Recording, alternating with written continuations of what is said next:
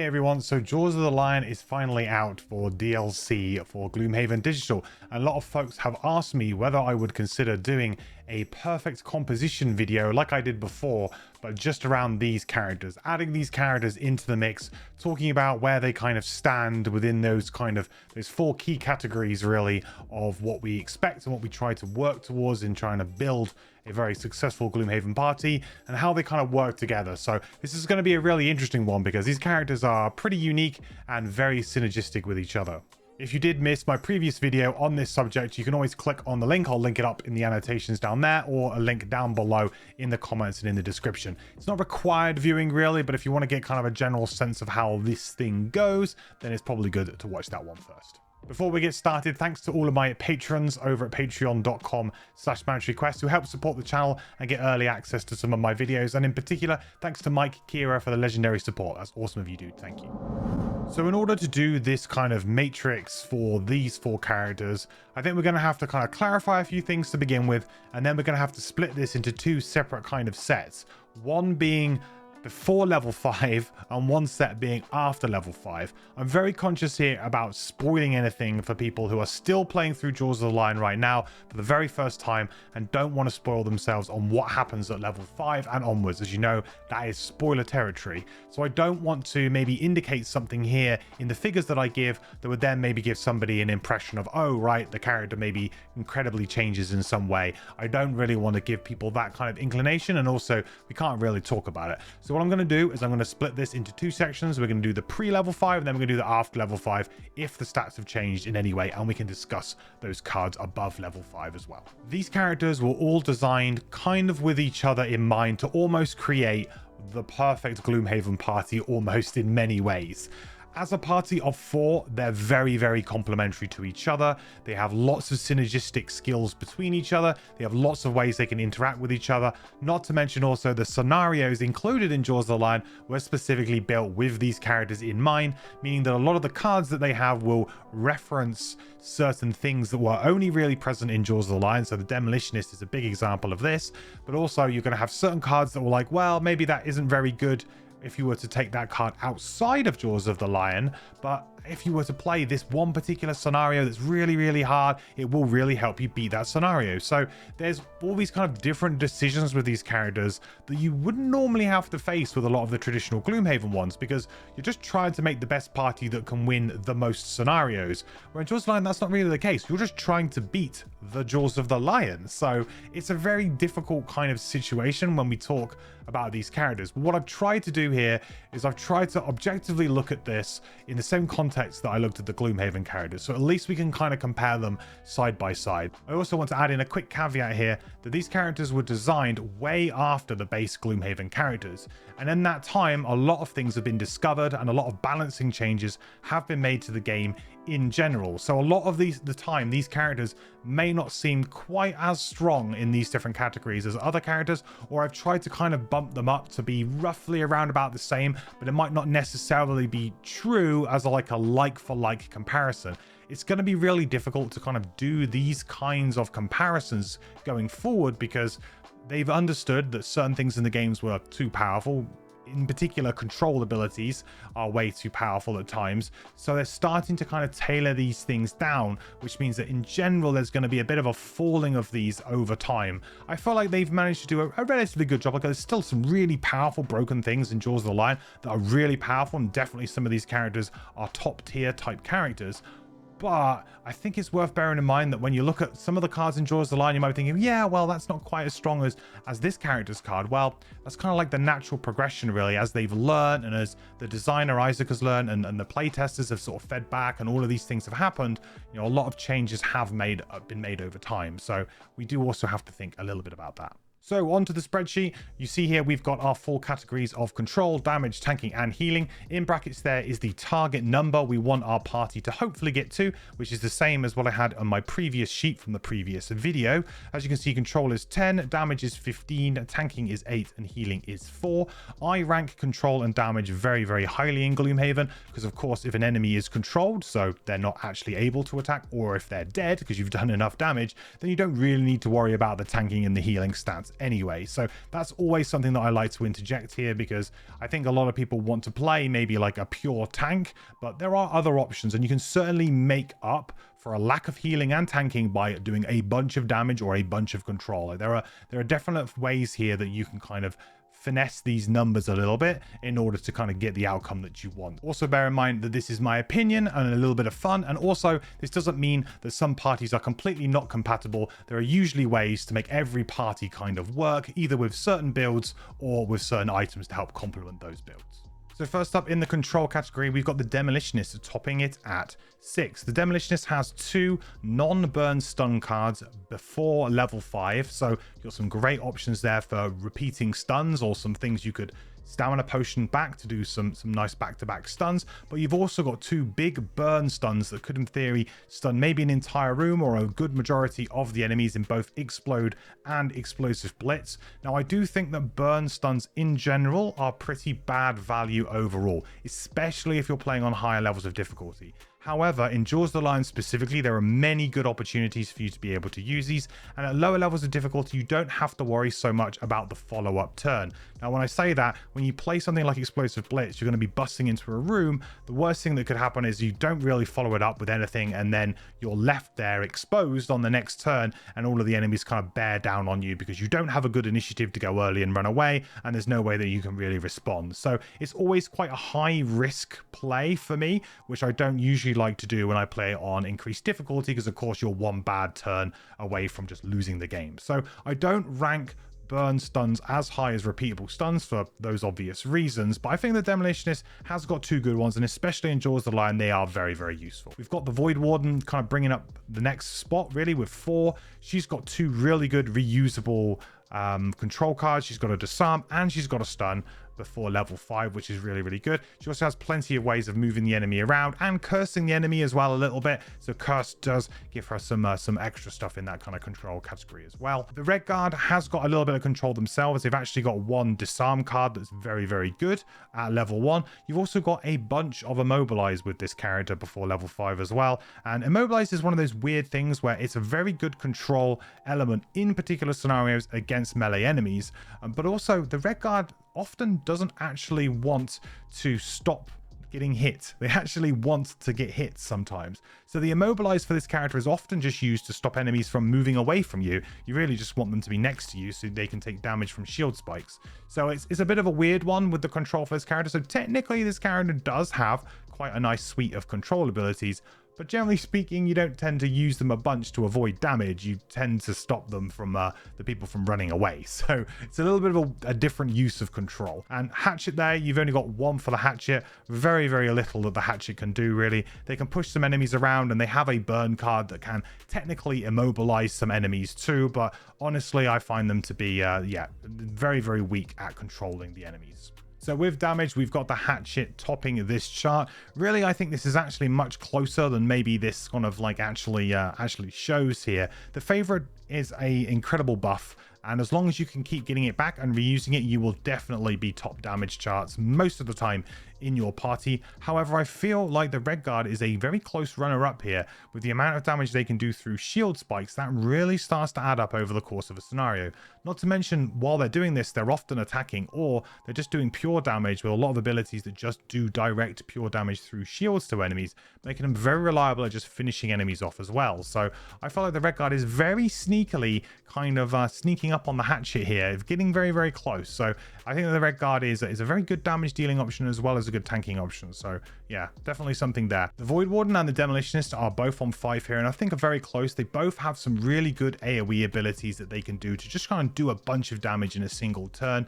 They've also got lots of just reusable attacks that are pretty good, and I think the Void Warden, if you're specifically playing Master Influence and you're going really hard on that, you have quite a lot of damage dealing potential. Now I generally tend to play her as a little bit more of a supporting type character, especially in my deadly runs, but she does definitely have that damage output there if you want to go for it. So on to tanking, and you can see it's really all on the Red Guard's shoulders to do all of the heavy lifting here in this category.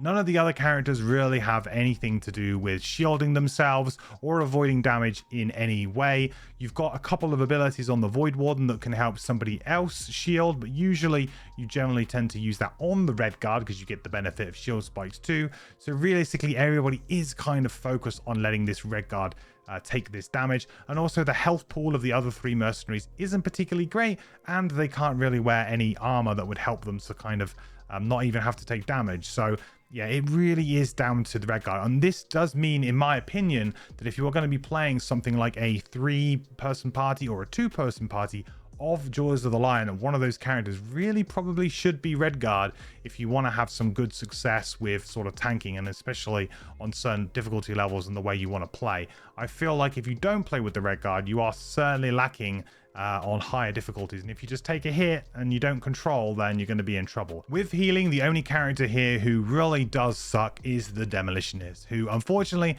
has absolutely no heals.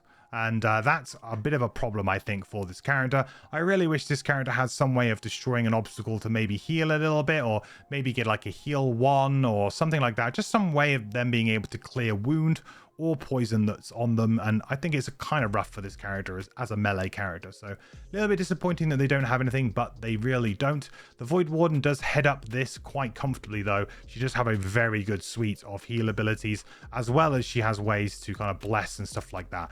Bless, I guess, would kind of fit somewhere in the kind of healing to control elements, maybe even the damage elements. I don't really know where you would put it. I guess probably put it somewhere in damage, actually. But I don't really count blessing as a big part of any of the stats here, because it's kind of like a support stat, so it's a bit strange to put it into the damage category. I guess you could maybe put it here somewhere in healing, but it's also not really healing, but also has a good amount of that too, so that's worth considering. The Red Guard has a lot of nice little heals that they gain access to over time that can actually make them fairly sufficient and self-sustaining as a tanking character. So there's some good options there with the Red Guard for sure. And Hatchet actually has a very good level 1 card, which I really like, Care Package, which is very versatile. You can either help heal maybe the Red Guard who's tanking in there for 2 damage, or you can just move and heal yourself for 1 and get that poison or wound off. So I feel like although it's maybe not the best heal in the world, it's a very versatile heal that's got heal on both halves of the card, so you're going to be getting a heal out of it. So that's why I've given them a 2 there. Okay, so that is all of the pre-level 5 ratings for these characters. As you can see, really, there's only one sort of category here, which is just a whitewash, which is that tanking category. So let's go into the cards above level 5, so level 5 and above, and let's see how these change or improve in different ways. So now looking at all of the characters after their level 5 cards and kind of taking the character as a whole into consideration, I think it's kind of important to do this and at least have the previous section to allow people who are wary of spoilers to maybe get a snapshot of how the character is to play. But really, this is the better representation of how the character kind of pans out over time. Now, if we look at the control sort of side of things here, you can see here that the Demolitionist does improve and actually becomes, in my opinion, the best control character out of the starting Jaws of the Lion characters. She gets an extra stun as well, and I think that her stuns are very easy to land as well, apart from maybe the bottom of Piston Punch can be sometimes a bit awkward, but her stuns are easy to land. They generally do damage as well. You attack as well at the same time, which is always really, really nice, and I think she's in a really decent position to be able to do that. She also has some nice pushes and pulls to be able to potentially interact with enemies in that way too. So overall, I think she's actually got a nice suite here, and she does a good impression of kind of like a budget Mind Thief, if you like, in the kind of control department. Maybe not quite as strong, or definitely not quite as strong, but she does do a fairly decent impression of that character at times, which I quite like. The Void Warden does get a little bit more control, but certainly she is a very balanced character I found overall, apart from the tanking element. I think that she's very balanced across kind of control damage and healing elements in her game that she can kind of bring in and help out with. The Hatchet gets a little bit more, but really not much improvement here at all. The Red Guard as well gets a little bit more, but not too much improvement at all. I think the Red Guard, though, does have a couple of good ones, and you do have a few that you may consider bringing out, right? You may not be using that really good level 1 disarm that you have. You may actually be getting rid of that at some point and bringing something else in. So, you know, there's some flexibility there in the character, but it is available to you. Now, in terms of damage, you can see the biggest improvement here, in my opinion, is the Demolitionist. And if I had to pick one character out of all of this lot that actually just gets much, much better the longer that you play it, it is the Demolitionist. And this is down to a couple of things, really. She gets some of the most efficient level ups, I think, out of all of the characters. She just gets better cards every single time. And every single level up that you get, it may not be something glamorous, but it is usually a big damage boost to this character in some way, or it's a really big way to help smooth out what it is that you're doing. So she really improves massively with every level up and every card that she gets, but also every single perk that she gets is also incredibly important. This character's attack modifier deck is actually just nuts. She can reliably draw +2s, and she can keep a very, very thin deck as well. So really good with playing with advantage, and if you can fill her up with blesses, there's a really good chance that she's going to draw a good amount of blesses too. So the damage potential on this character is actually really, really high, and I think in time she will actually surpass the Hatchet. If it wasn't for the fact that her damage is sometimes, you know, needed to come through obstacles, for example, or needs to come through the wall system, you know, getting those bonuses for hitting enemies next to walls. Sometimes she does need to have a little bit more of a convoluted setup than, say, the Hatchet, who's just, I've got the favorite, I can use the favorite type deal. So I feel like that's one thing that keeps her maybe away from being a little bit better. But if I had to give one character the nod here in this department, I think I'm going to say the Demolitionist. I think she's just really, really good, improves so much. And it is kind of worth going through those early levels, which are, to be honest, the early levels of this character, apart from the cards being quite fun to play, you know, I think that the end results can be sometimes a bit underwhelming. But once you get her going, she definitely flies. So the Demolitionist, special nod here. The Red Guard as well just gets straight damage cards, basically, from level 5, and gets a couple more upgrades to their tanking abilities. But really, where they improve the most is in just their outright attacking ability. So the Red Guard gets a little bit of a nod here. And I say the Hatchet just becomes a bit better at what it is that they do. The Hatchet is probably the character that really goes through the least amount of changes. Their level 5 is just a slight improvement to the favorite. It is nice though to have being able to use the old favorites, or whichever one you want to use, but using the bottom of one of those two cards now as a good move and as a good initiative as you play. So it is a bit of an upgrade. But in terms of the other characters, they get something quite unique when they get to 5, with the Red Guard, with their Dust Devil, with the Void Warden, with their Ward that they get, and the Demolitionist with Mech Suit. They all get something that's kind of quite unique and maybe not always powerful, but always interesting and fun, and change the game in many different ways. The Hatchet does not get that. The Hatchet just gets a card that basically just improves their damage. So it's yeah, so they just get a little bit better as what they do as they level up. Tanking wise, the Red Guard is still absolutely the best tank, not even close. But I think for the Demolitionist, that Mech Suit giving you a permanent +1 shield really does help out. Plus you now get extra health as well. The changes that they made in digital for that card are huge, and I think have really made the character much more playable. I enjoy playing the bottom of the card as well, just to get an extra obstacle here or there. I think there's a good opportunity that at the end of the first room, or towards the end of the first room, when you know that you're going to be running out, use that stamina potion to get that last card up into your hand, so you can have one more final turn, play Mech Suit, and then you're away again, and you're back in the races and being able to finish stuff off. And that really increases her damage dealing potential too, because while other characters are having to rest and lose cards, she's still out there fighting, and I think that really helps. She also gets access to a card that allows her to destroy obstacles to gain shield for the round, so that's also a really nice little thing that she gets. So she definitely improves on the tanking front too. I don't think she becomes a dedicated tank, but she certainly definitely improves her survivability in this regard, and can now take a few more punches. In terms of healing, really there's not a huge amount of improvement here. The Red Guard gets a little bit, the Hatchet gets a little bit, I think, but not really. I think it pretty much stays the same. In fact, I believe it's level 4 is their other heal anyway, so they don't really improve in the healing respect. But the Hatchet, I think that maybe 2 might be a little bit harsh here, because they do actually have a couple of okay heals that they can use, and they use them pretty consistently all the time, so maybe 2's a little bit harsh here, but we only need to get to a number of 4, so I'm okay with that. Void Warden does get a little bit better in this respect as well, just more healing, but again, sometimes too much healing is is not a good thing. But just improving the quality of your heals though can sometimes go a long way. So whereas you had a heal like Black Boon, for example, you know, at level 1 where suddenly you're healing and it's not so good, you then got better versions of those heals. Because Blackboon with that poison, it's a big heal, but it's a poison, so it ends up negating a lot of that heal sometimes, because you have to throw another heal to get it back. It really ends up being a heal 3. Whereas if you look at some of the other cards, the future cards, and as you level up, you definitely get better heals that are yeah, don't sort of hurt you so much, or the downsides can be played around a lot more. So I'm now going to bring up the chart that shows all of the unlockable mercenaries in Gloomhaven and compares these guys in there into that chart. This is a chart that is available again on my spreadsheet and on my tools if you'd like to check it out yourself at a later date. However, this is just something so that we can see where these kind of shape up with the rest. But if you are worried about spoilers, then we will be sort of talking about these characters, or at least they'll be named in this next section. So bear in mind with that.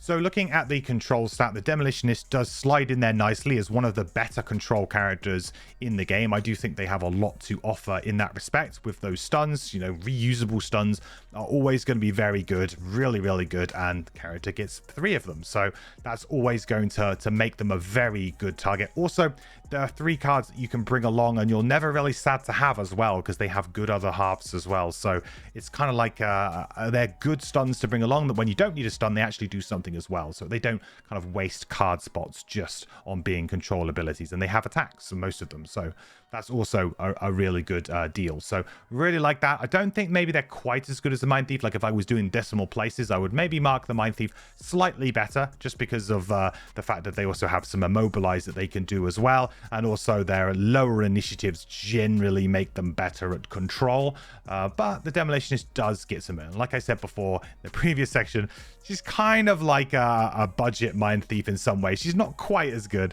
Maybe not full budget, but, you know, maybe just a slight half a tier behind the Mind Thief or something like that. But I actually really like her for her control elements. When we look at damage, you can see that both the Demolitionist and the Hatchet, I believe, do go into that kind of upper tier of damage dealing. Damage is always a really hard stat to rate. It's so incredibly hard to rate because you have characters that have AoEs, you have characters that don't, but they have really high single target, you have characters that have a mix of both. It's just incredibly difficult, in my opinion, to really rank them. And I think that most of these ones that are 8 or even 9, some of them could be 9, some of them could be 8, some of them could even be a straight 10 here. I just always try and avoid marking anything a 10. But if we look at the Demolitionist and the Hatchet, I do think that both of them do slot into that nice spot. I think you would probably give the nod to the Demolitionist slightly above the Hatchet, just because of the prevalence of how good her attack modifier deck is, but also she does have some really nice AoEs over time, right? And the big one is a really good AoE that she gets at level 1. So I feel like that is a really fair assessment for her. And I think that she probably, by the time you're playing at level 9 and you're going, you know, ham at things, I actually think that you'll find the Demolitionist will be top of your damage charts above someone like the Hatchet. But that won't be the case for the first sort of 5 levels, but that will certainly be the case towards the end of the game. I'm sure of it. In terms of tanking, I am so happy that we now have the Red Guard in base Gloomhaven, so we have another great option for a tank. The problem with all of the other characters, really, apart from Sun, was that their tanking potential was really not quite enough. Like, they had some good abilities and played on maybe a slightly lower level of difficulty, you can make it work, but as someone who really likes to play on +3 difficulty and likes to play with tanking characters, I was often just sort of left with just the Sunkeeper, being able to play with them, and that was always a bit of a shame. So I'm really happy now that we have a top tier tanking character who also does a bunch of damage as well. So definitely will probably be the go-to tanking option now in the future. I do think the Sunkeeper is obviously quite unique with defensive stance and just being able to enhance that and potentially get a permanent +2 shield. I mean, that is, you cannot discount that. That is crazy amounts of shielding, and especially at low levels, if you manage to enhance that early because you get a ton of gold and you're playing on maybe normal difficulty or +1, you'll find that that defensive stance will just do so much work for you, and yeah, will basically single-handedly win you scenarios at times, because you can just walk along not really worried about what it is that the enemy is doing and what initiative they're going on. You just don't care. You can definitely do your own thing. So yeah, really happy to have another really viable tanking character in there. Yes, they do need to play shield all the time, which is something that is a little bit of a weakness. They can't just, yeah, like I say, play defensive stance and just forget about it and then just run around attacking things. They do actually need to play shield on every turn. But the good news is that there's a lot of cards that this character has with the word shield written on them. Healing is, of course, the stat that I generally say it matters the least. As long as you have some healing for when things go wrong, or for removing wound or removing poison potentially off of your tanks, I felt like you don't necessarily always need lots and lots of healing. The Void Warden does do a very good job at this, does not do enough to knock the sawbones off of the top of the charts here. I mean, the sawbones healing and the potential healing is absolutely ridiculous, but she does have lots of good heals. And the other thing about her heals is they're actually very useful because they often add things like strengthen, for example, as well. So she has a bit more, her heals generally have a little bit more value sometimes than just being heals. As well as you have like Call to the Abyss, which will allow you to bless instead of heal, or you can remove poison and get that bless instead. So she also has some versatility in her heals, where they heal when you need them to, or they could maybe bless when you need them to, or they could strengthen instead. So they're a little bit more usable than the Sawbones, who I actually generally play as more of a damage dealing control character rather than like the hardcore healing build. But I felt like it's nice to have another character, and in general I think her character is very versatile across control, damage and healing. Not very good at tanking, but that's really where she thrives. She's definitely a very flexible character, and that's where she is. It's been a while since I've done one of these graphs, and I did them originally for the Frosthaven starters, but I thought this would be a good opportunity to revisit these classes and plot these on this chart. So we've got high complexity at the top, low complexity at the bottom, low flexibility to the left, and high flexibility to the right. And this is just a snapshot really at what the character is kind of like. High complexity and low complexity being kind of difficulty of play, if you like, or being able to make that character successful in what it is that they are doing. High flexibility is a character that has maybe different builds, lots of different builds, or different options for different cards that you can bring in, or potentially you're going to have lots of nice opportunities where maybe you can kind of break from your regular playing sort of norm to be able to use a different card or bring in a sideboard card or something like that. There's definitely lots of different things that you can do, and you can bring more of a mixture of skills maybe to different scenarios to help the party essentially.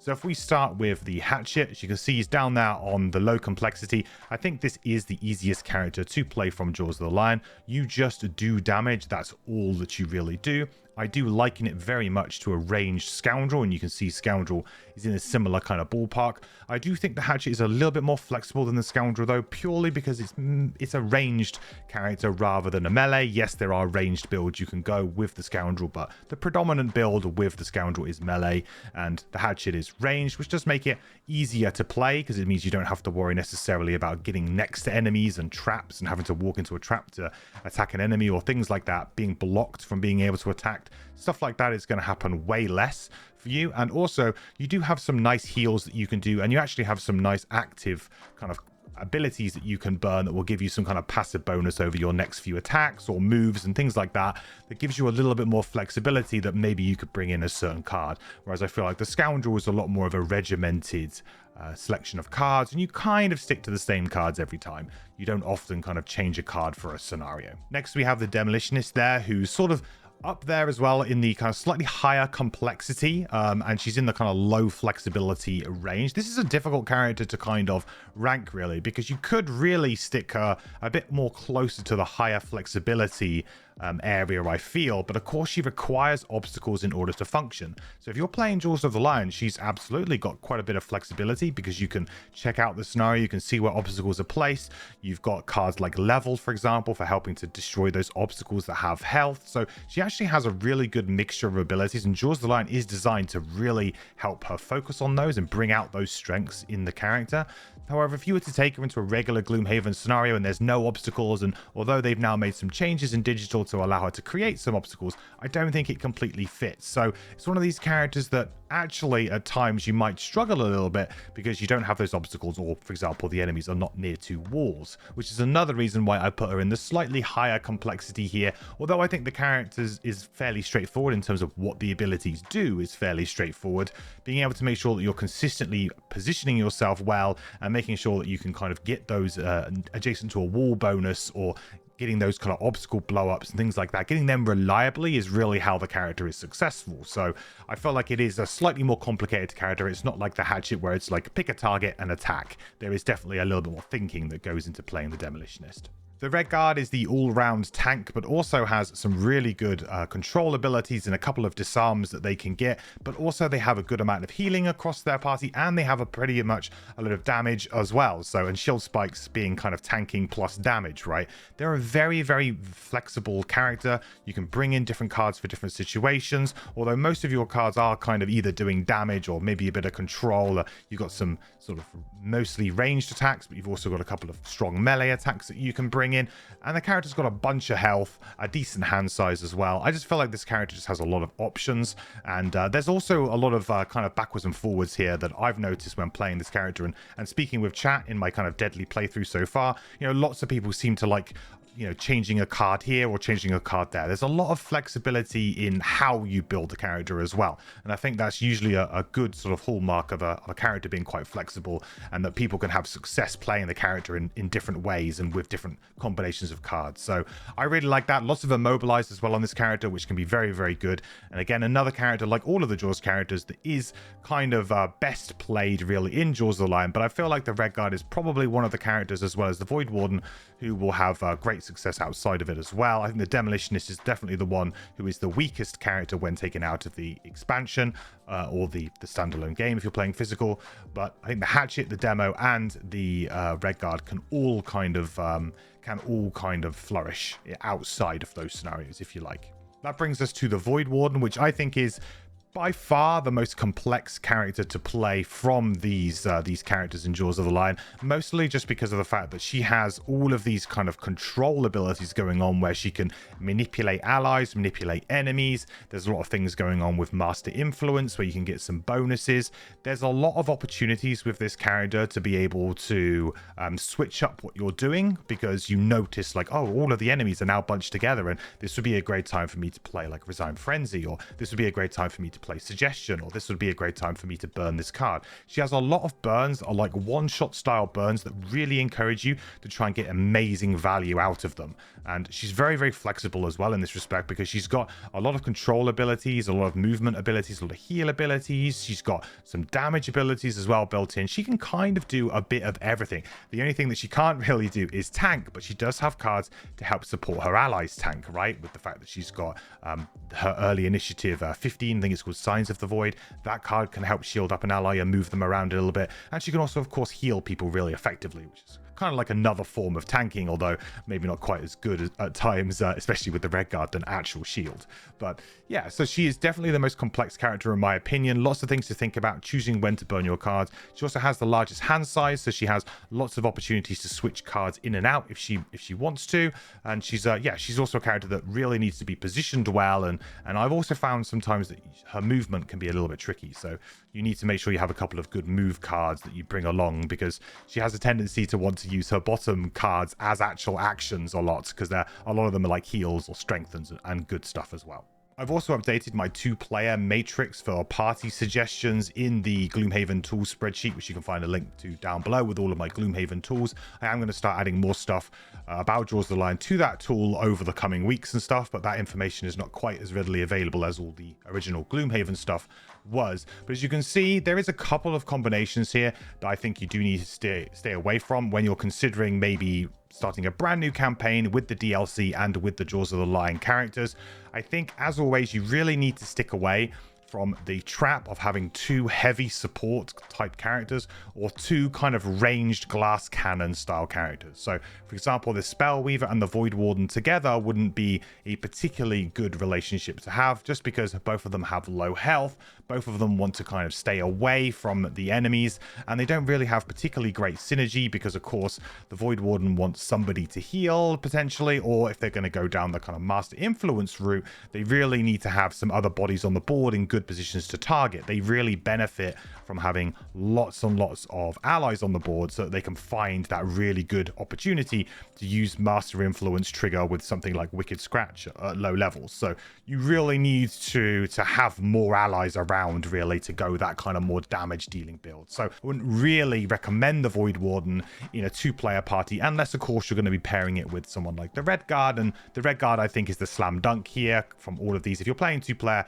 I think if somebody plays the red guard, the other player then has the opportunity to really play what they want. I think you also have to be a little bit careful with the Demolitionist as well, because she is a low health mercenary. She's a melee mercenary and her initiative is not amazing, so you can find yourself in tricky situations when you're dealing with enemies like night demons from the base game of Gloomhaven. So there's a lot of enemies with very low initiatives that you will come across when you're playing the regular campaign of Gloomhaven that the demo might struggle with initially, until she gets some extra levels under her belt. So something like a demo Scoundrel, although, has a little bit of synergy because you're going to be kind of 2 melee characters, so at least hopefully the Scoundrel can get some bonuses for being adjacent. It's going to be a bit awkward for you because if the enemy is not where you want it, you kind of have to go, and maybe you can't get the most value out of your big burn effects as well that allow you to blow up obstacles and do damage and things. So there's a few to stick away from it, but I don't want to go into this too much. But if you want to check it out for yourself, the link will be down below for my spreadsheet. So to round things off, let's talk a little bit about party compositions and what other mercenaries outside of the Jaws of the Lion, of course, that these guys will actually work quite well with. And I think the most obvious one that we have to start with is the Demolitionist and the Cragheart. I mean, these two together are just going to create obstacles, blow obstacles up, create more obstacles. They're just going to have a heap of fun, giving you so much value to just placing something down, then blowing it up on a future turn. Loads of control to be able to ensure that enemies are where you want them as well. You can block off alleyways and things like that. There's just going to be a lot of fun. Now, it might not always be incredibly powerful, I will say that. There's probably going to be moments when it's going to be really good, and there's moments where, yeah, it's good, but is it going to be on like some kind of busted level? I don't think so, but it's going to be probably the most fun you can have in Gloomhaven, or at least for me it will be. So I'm really looking forward to playing those two together. The Red Guard paired with the Music Note, or to be honest, anybody who can give him any kind of shield bonus or additional retaliate in any way. So all of the songs on the Music Note are going to do absolute work with the Red Guard. I'm looking at the bottom of Echoing Aria as well, being able to give some extra shield. I mean, it's just going to be insane. You could potentially get the Red Guard up to some crazy level of shield, I'm sure, and then they'll be able to just retaliate with that shield spikes a bunch of damage essentially. So really impactful. So I think there's a really good combo there. Void Warden also will combo quite nicely with anyone who gives extra buffs. Could combo quite nicely with summons as well, because she has lots of ways of being able to grant extra attacks to allies. So of course, if you've got lots of summons around in interesting positions, you should probably be able to find some opportunities to do that. And she gets to use her own attack modifier deck if you go down the Master Influence route. So she definitely has some good use of that, and plenty of ways to buff allies as well. So yeah, lots of like really good synergy with anyone who can give kind of like big round like buffs. So the Music Note, for example, but also any of the summoning characters. So Circles potentially, Beast Tyrant potentially, or even potentially someone like the Doomstalker if you're going to be going with some of the summons that character has. The Hatchet is probably the only character that doesn't really have any kind of real slam dunk synergy, really. I guess something with poison, somebody who could maybe poison the targets before you get to go, could be quite good. And of course, just having somebody to tank those hits so you can safely stay behind, that would be really good. Perhaps somebody who can grant some more movement. So why the Void Warden can be quite good. You can grant movement so you can get a little bit closer maybe to picking your favorite up. That kind of thing could be quite good as well. So anybody who can maybe influence your movement and push you forward without you having to do it, allow you to maybe play your fancy hat to get your attack buff instead of having to move to then try and get you maybe your favorite back. So the Hatchet probably is the one with the least amount of synergy with other characters, but the other guys really have a lot of synergy with a lot of the other kind of classes that are in the game. Okay, so there we have it. Thanks again to my patrons for supporting the channel. You can go over to patreon.com/ManatoryQuest. If you'd like to become a Patreon supporter, get your name on screen and get early access to some of my videos. And a big thank you to Mike Kira for the legendary support. It means a lot, so thank you so much, dude. Don't forget, you can always catch me over at twitch.tv/ManatoryQuest every Monday, Wednesday, and Sunday. At the moment, pretty much just streaming Jaws of the Lion. We are doing the community save this Sunday, depending on when you're seeing this, but we are doing it on Sundays again now. So if you would like to maybe play some Jaws of the Lion with me or with other members of the community, jump by the stream on a Sunday. Okay, all that's left for me to say is thank you all so much for watching. I will catch you in the next video. Bye. I think still, yeah. That's the blessing from Cowhead. That's the blessing from. Isaac, at this point, can we get your approval to add an additional attack modifier deck for allies in the digital version?